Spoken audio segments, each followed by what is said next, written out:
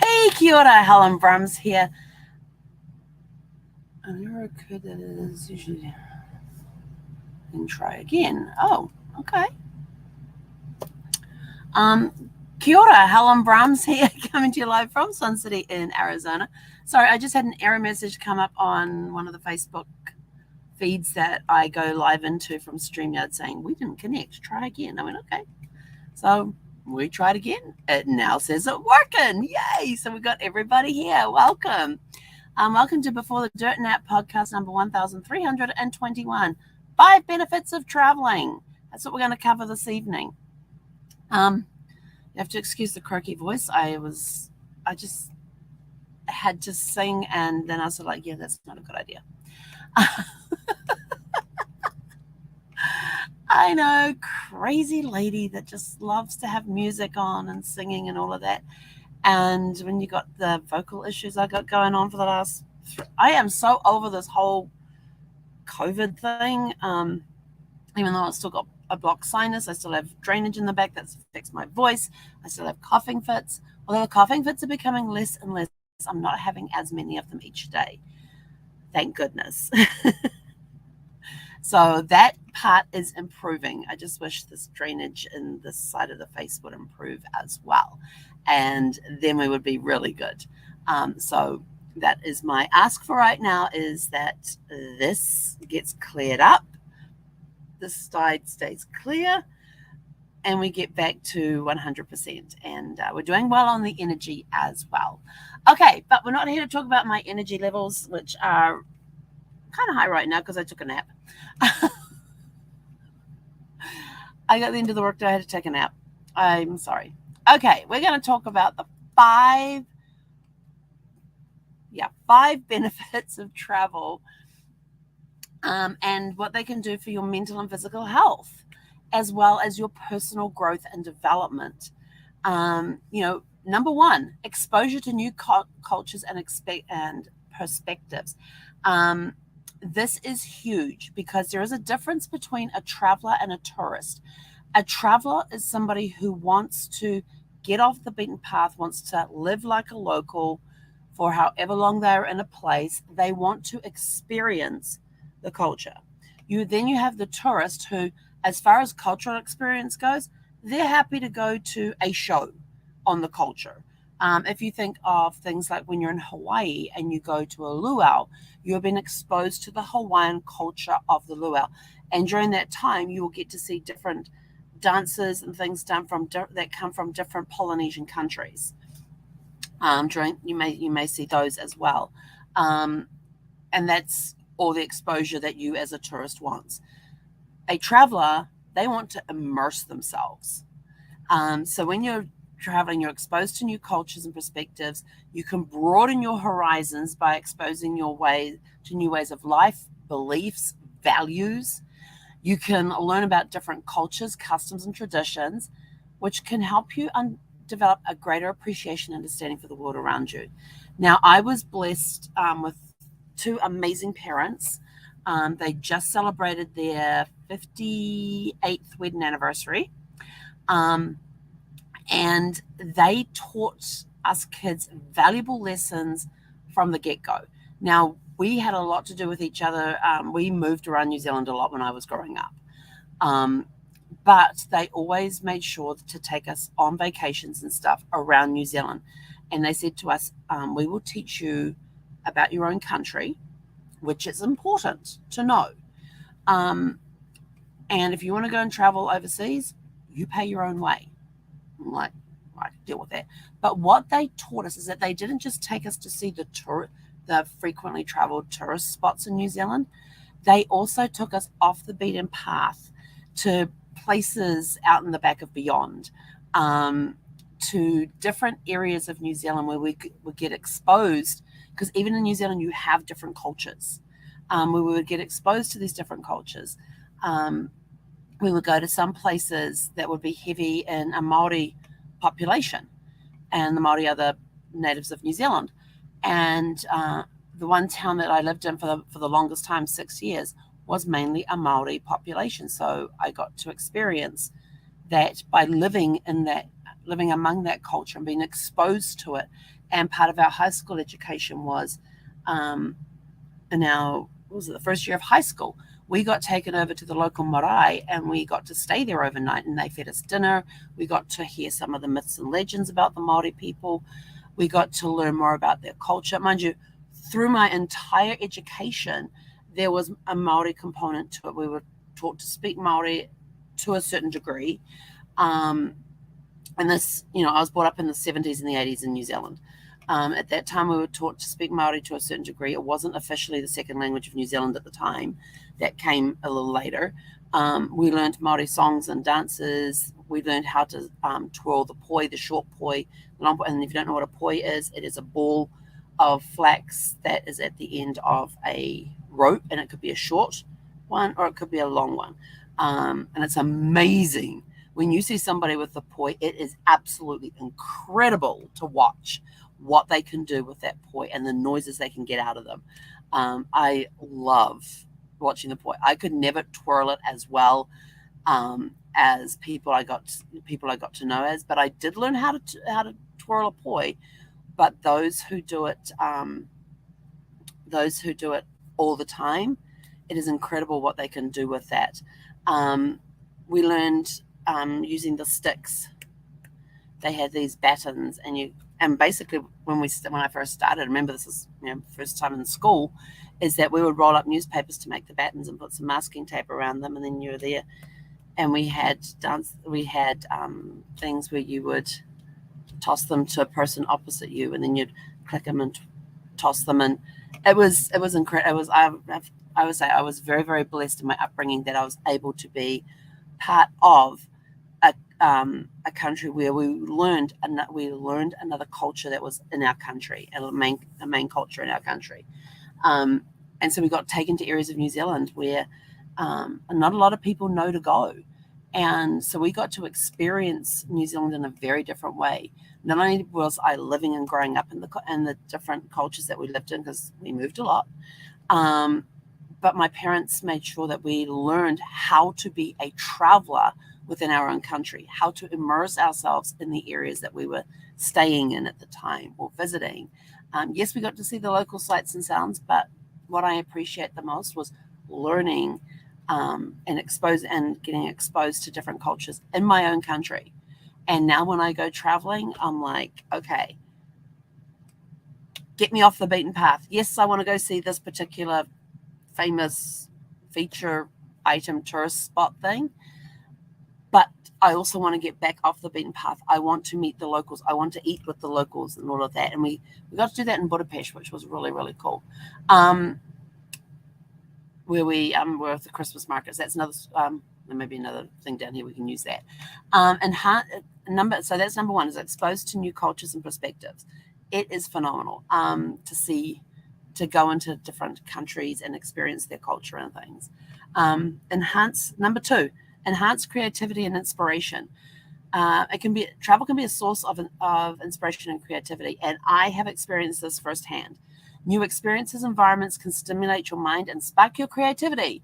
You may also encounter new ideas, perspectives, and that inspire you to think differently and approach problems in different ways. This one is just huge. I cannot tell you. I keep journals when we travel. But while I'm keeping those journals, stories are pouring out that have nothing to do with the environment that we're in. It's the creativity that's been let loose. I remember my second trip to Alaska, which was my first trip on a cruise ship after Brad passed, and I was in Ketchikan.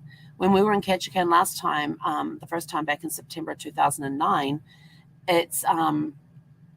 we did a bus tour that took us up to the totems, and was it Ketchikan we did that?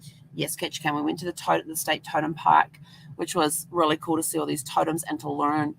And we got to learn about the how a totem pole is structured, as far as the images you see on different totems.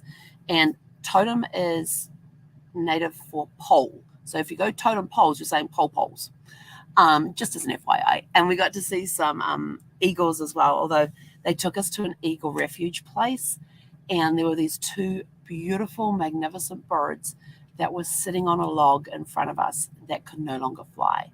and you could see in their eyes that they're just sitting there and they're looking up the skies where they used to fly, and you could see the light had gone from their eyes, and they so wanted to get back up there and soar.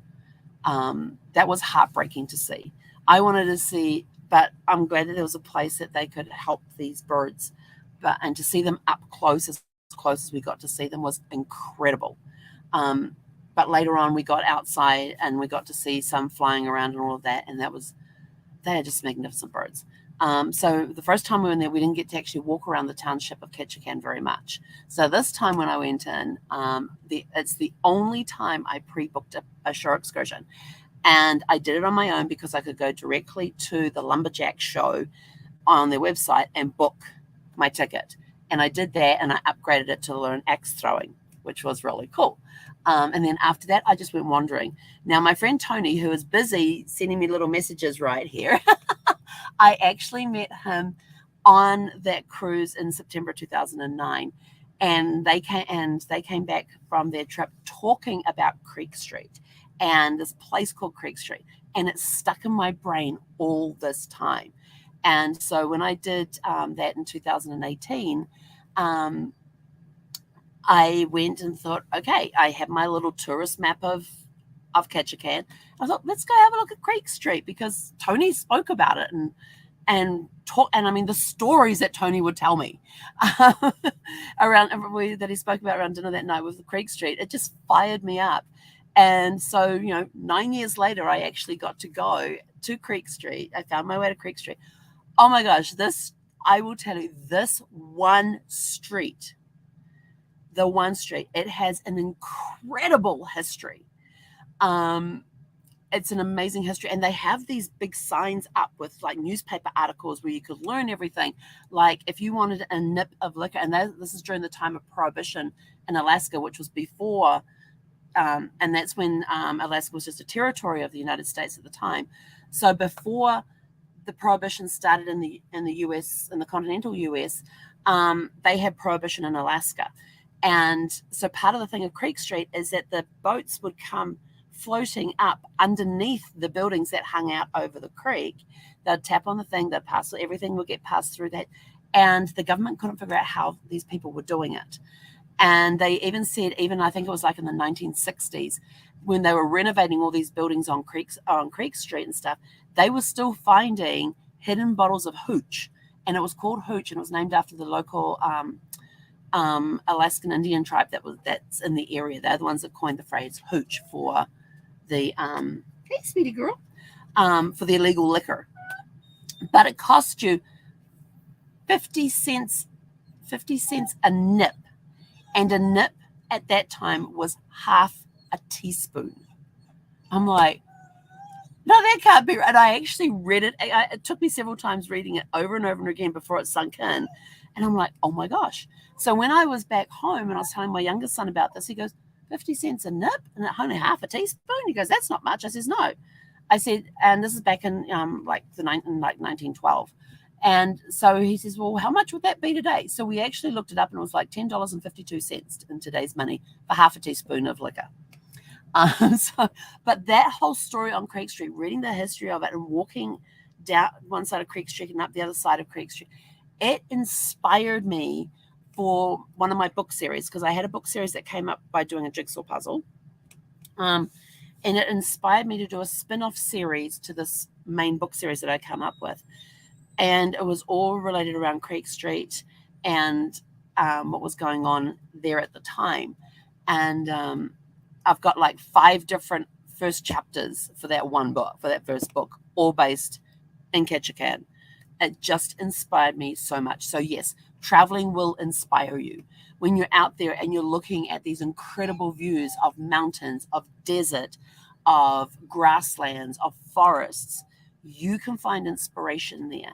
And just breathing in that air that you're in, like, one of the things that we would do when we were driving, one of the things that I like, that I really wish I had somebody to drive my RV with me so we could thing is, I come up with so many ideas while we're driving based on the scenery that's in front of me. So I have my little digital recorder. I have a lanyard thing that sits around my neck with my little digital recorder, and I just pull it out, flip one button, and I'm now recording. And I can sit there and just talk into it while I'm driving and describing what I'm seeing, describing ideas that are coming through my head at the time.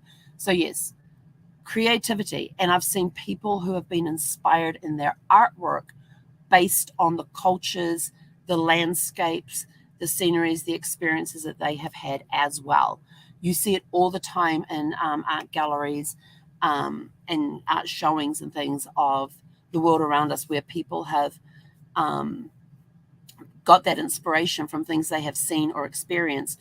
There are tons of books that have been written, both fiction and nonfiction, that were inspired by people traveling. So yes, if and people who say, "Oh, I'm not very creative," and they come back and write a novel about a book based in an area they were in.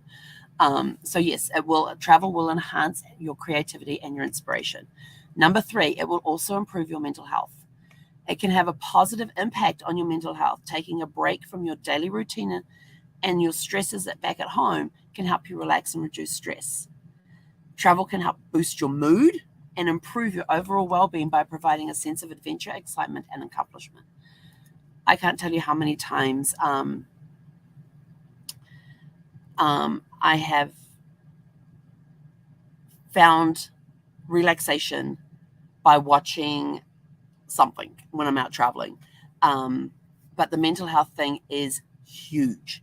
It is why if there's a there was an article written by the Forbes magazine in 2013 that there was, I always say 13 billion, but when I went back and looked at the article, it was $435 billion was spent in 2012 on stress-related healthcare. This article says a lot of that cost could have been reduced had people taken a vacation.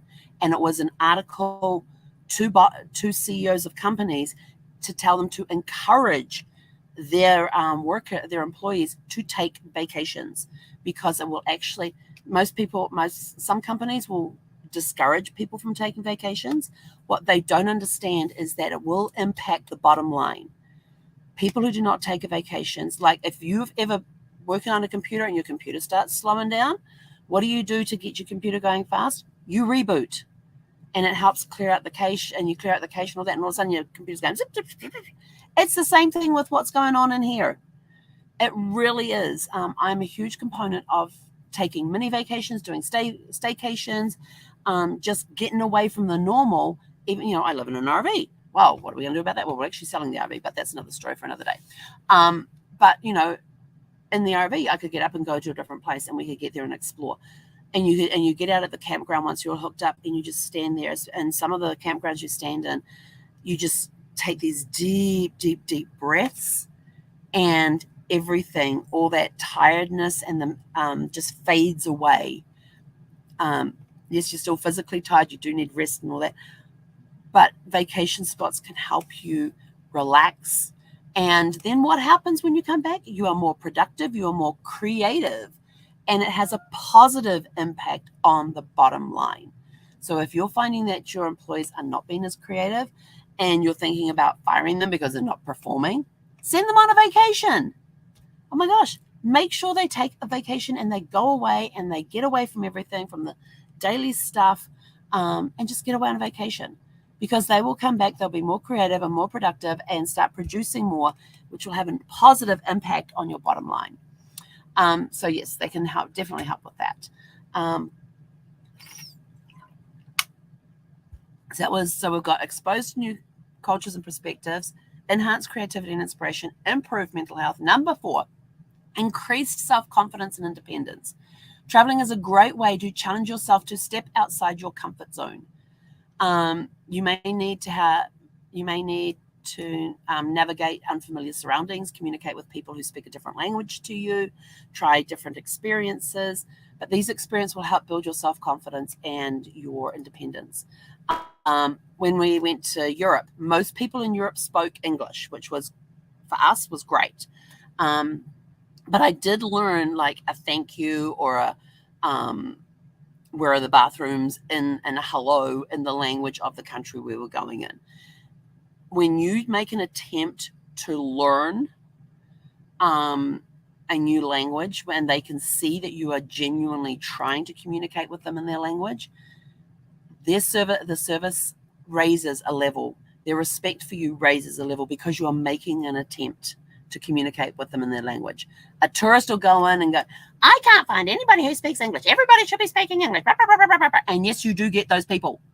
There are stories of people coming back and going, well, how was your vacation? Oh, it was horrible. Nobody spoke English. I'm like, well, you were in Spain. They speak Spanish. Nope, they should be speaking English. And they're the people that will hunt out the McDonald's and go and have dinner at McDonald's because they don't want to try the local food. But when you step outside your comfort zone and you go try to communicate with somebody who doesn't speak a language with you, it opens up a whole new world. Brad and I, we had each other when we were on that cruise, on that river cruise we did through Europe, and we had a lot of fun. And there was one evening where I did have a problem with the language, and I was trying to figure out how to communicate a fish sandwich that I wanted to have, but without onions because I'm allergic to them. And this woman could see I was struggling, and she comes up to me. She said, excuse me. She says, I speak both languages.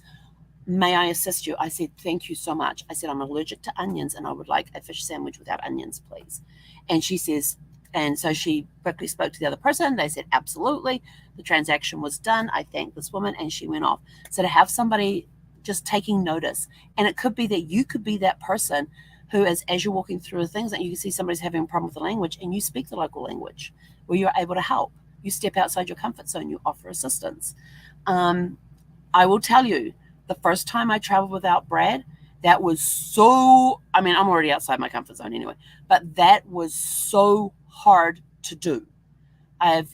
Even when I did solo travel while I was married with Brad, I could text him each day to let him know how things were going and all that sort of stuff. That first cruise I did without him was hard. It's one of the reasons we created the Traveling Widow and Traveling Widowers groups, and putting cruises together and land trips together so that we can travel together in that supportive environment, especially the first timers, because that first time that you go traveling by yourself after your spouse has passed, it is hard.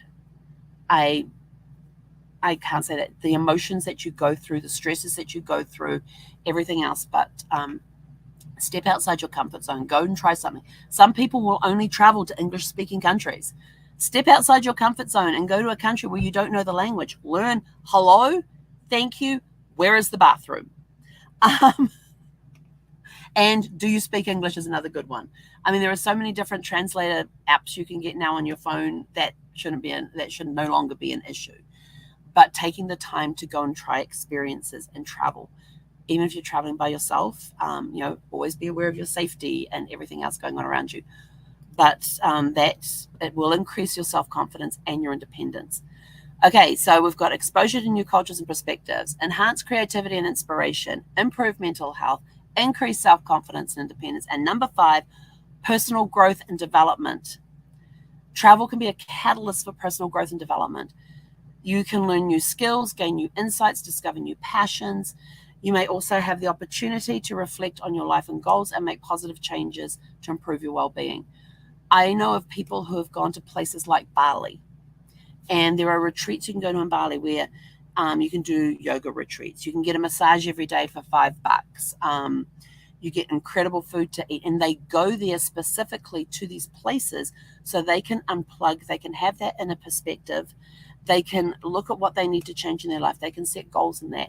I have helped life coaches set up retreats in different countries because they wanted to get people out of the country. I have a friend, her favorite place to go for a retreat is Rome in Italy because it recharges her.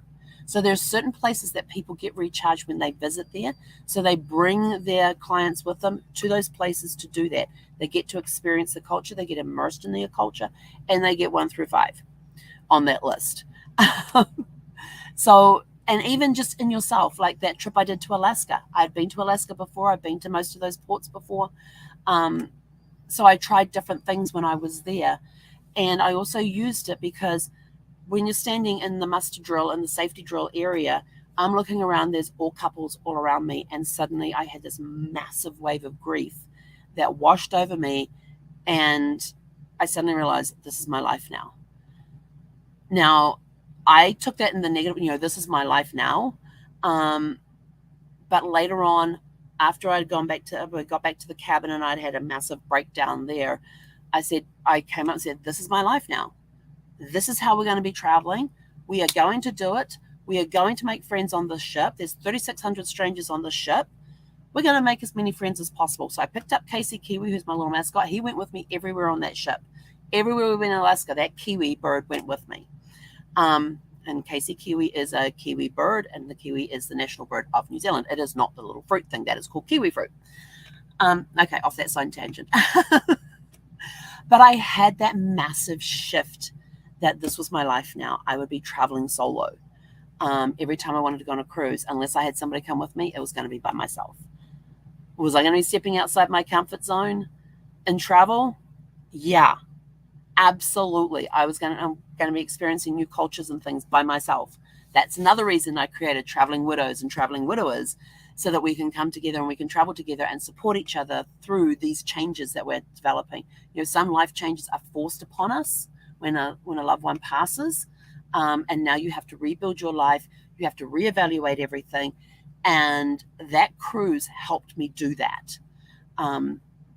So yes, absolutely, personal growth and development.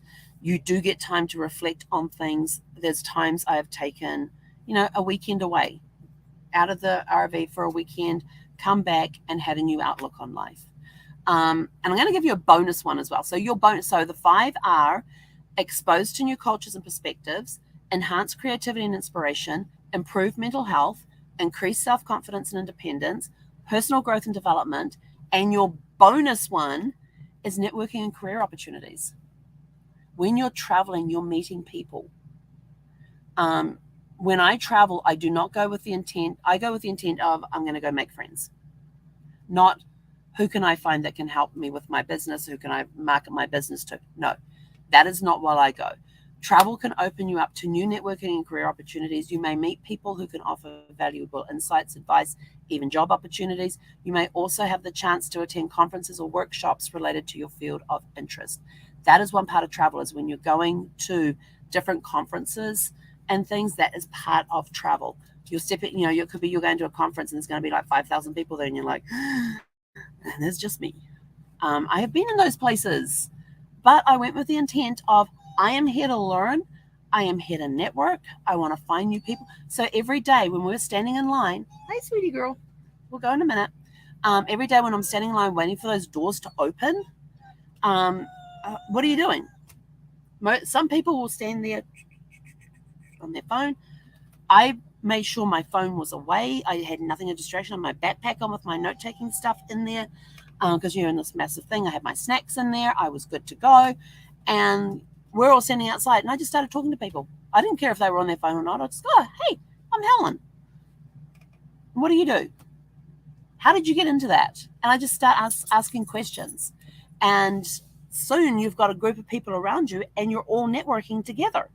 I'm still in contact with some of those people from those conferences. Some have fallen off because they went off on their thing. They wouldn't respond to messages. Whatever was going on in their life, we dropped contact. But others, I'm still in contact from some of those seminars and things I've been to, where we've had the massive group of people. I'm standing in line by myself. What am I going to do? I'm going to talk. Little introverted me, who has an outgoing personality. But I will tell you this, when we had our lunch break or our dinner breaks, I was back in the room having a nap, recharging my batteries. I am an introvert. I have to be by myself in order to recharge my energy levels. Being among 5,000 people is draining. I am an outgoing person. I have an outgoing personality. But there are some events you will go to, and I won't say a word to anybody. I'm just like, I'm done. I am so drained right now. I have no energy. I'm going to be invisible. And I literally will go and find a chair to sit on. I've had people almost sit on me when I'm doing my invisibility mode. I've had people almost sit on me because they didn't see me in the chair. And I have tested this, and you say, you can't make yourself. Yes, you can. Try this trick. And I've talked about it before. On one day, decide when you go to the supermarket. You haven't left home yet, and you're going to go somewhere like the supermarket. You want to be invisible that day. You don't want to talk with anybody. You don't want to interact with anybody. You just want to go and get your groceries and get in and get out. Here's what happened when I would do that at this particular grocery store when I was living in Solana Beach. The traffic was bumper to bumper, so I could not take a left turn out of my street. I had to take a right turn and go the long way around to get to the grocery store. I could not find a parking space anywhere near the grocery store. I either had to park on the back parking lot, or I had to park in the parking lot in the parking area that was all the way over there, and had to hike down to the grocery store. I would get there, no shopping carts. I'd have to go find a shopping cart. I would be walking through the supermarket. People would be banging into me with their shopping carts because they didn't see me. And it was constant. I came back with bruises from shopping carts banging into the back of my ankles. And it's not till they get that jolt that they're suddenly like, oh, I'm sorry, I didn't see you standing there. And then the lines would be very long and you'd be standing there waiting. Then there's other times I've gone down to the supermarket with and anything that could block you, bang into you, whatever, it would be there. Half of the stuff on my shopping list would be out of stock.